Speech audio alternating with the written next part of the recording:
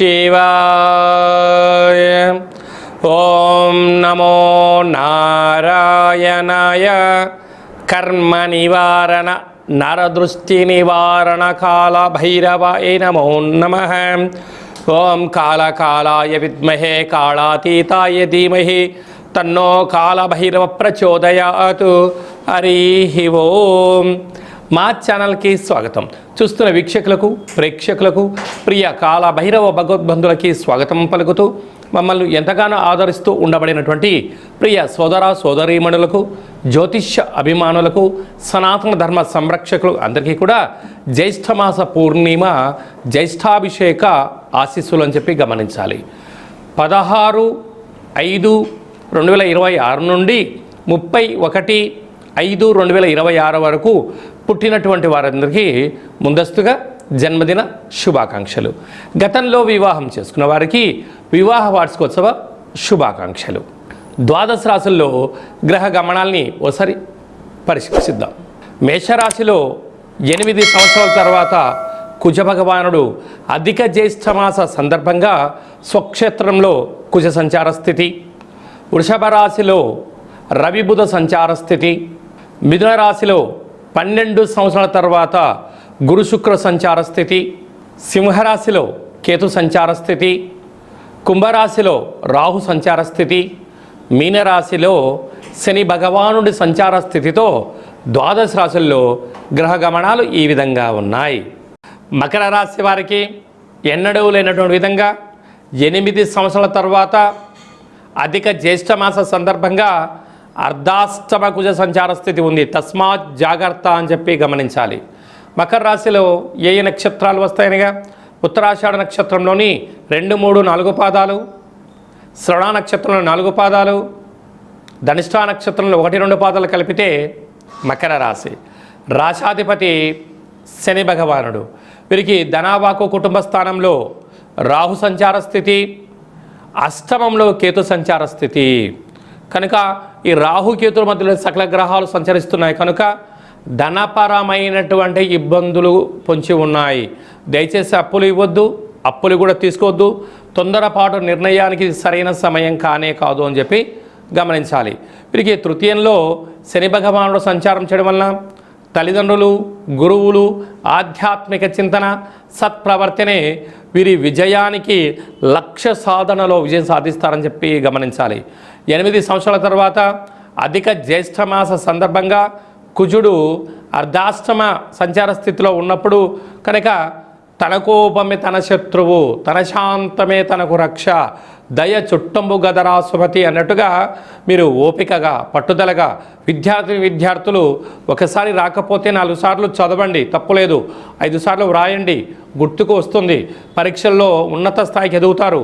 ప్రభుత్వ ఉద్యోగం ప్రయత్నం చేసే వారికి 1కి 4 సార్లు శ్రమించడంలో తప్పులేదు. ప్రమోషన్స్, ఉన్నతకరమైన జీవితాన్ని పొందడానికి ఎప్పుడైతే కష్టపడడం నేర్చుకుంటారో విజయం వీళ్ళ పాదాల దగ్గరకు వచ్చి అద్భుతమైన అదృష్టం మీరు సొంతమవుతుంది. కష్టపడడానికి ఎప్పుడైతే మీరు వెనకాడుతారో జీవితకాలం అంతా బానిసత్వమైనటువంటి జీవితాన్ని పొందుతారు అని చెప్పి గమనించాలి.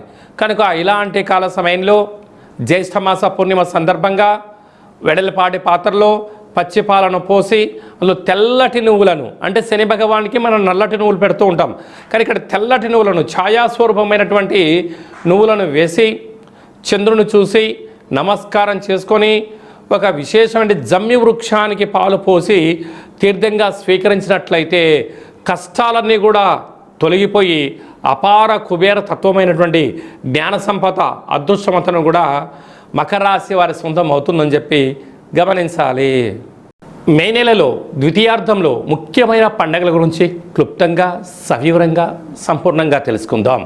21వ తారీఖున ఎన్నడూ లేనటువంటి విధంగా అధిక జ్యేష్ఠ మాసంలో గురువారము పుష్యమి నక్షత్రము అనగా తెల్ల జిల్లేడు వృక్షం దగ్గర పూజ చేసిన, తెల్ల జిల్లేడు యొక్క వేరు తీసుకొచ్చి సింధూరం పూసి ఇంట్లో పెట్టుకున్నా, ఒక లక్ష్మీ గణపతి హోమాన్ని చేసుకున్న అద్భుతమైన అఖండమైన రాజయోగం మన సొంతం అవుతుందని చెప్పి గమనించాలి.